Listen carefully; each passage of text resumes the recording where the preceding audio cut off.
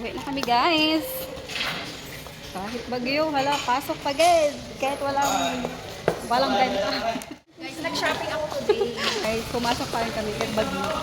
Janine, tumingin kayo sa vlog natin. Busy. I'm busy. Alam mo naman kahit You're busy texting your husband? No! Oh. Report pa rin to. Ano po? Yan po kami ka-flexible kahit hindi Oo. ako sa trabaho. Nag-report kami. Oo, yan. May bayad yan. Bukas na ang pandayan, oh. Kanina ba yan? Kanina lang yan? Kanina lang pala yan. Ngayon ko lang napansin yan. Bukas na po ang pandayan dito sa Centro Mall. Sa mga nagtatanong kung may pandayan, meron na guys! Meron ng bookstore dito sa Centro Mall. Oh my God. Hindi na kayo pupunta ng bayan para may Xerox din yan, di ba?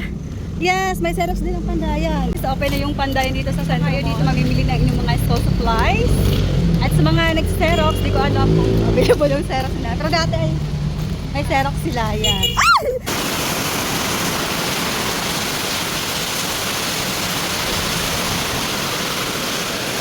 Guys, so nandito na tayo sa bahay. Ayan, magluluto tayo ng noodles dahil maulan ngayon. Tayo dito guys, chicken flavor. Pa pala dun sa pinaka-box. Kaya kinuha ko na guys. Tama, nilalamig ako.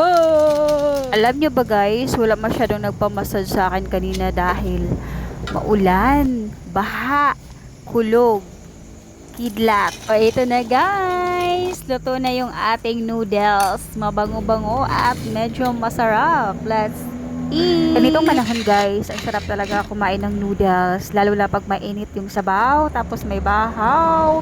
Naku, napakasarap talaga. So, tara guys, let's eat. Samahan nyo na ako kumain ng noodles with rice. So, tapos tayo kumain guys. Ayan, so biglang umulan ng malakas. Look guys, so titingnan natin dito sa may terrace. Ayan, napakalakas.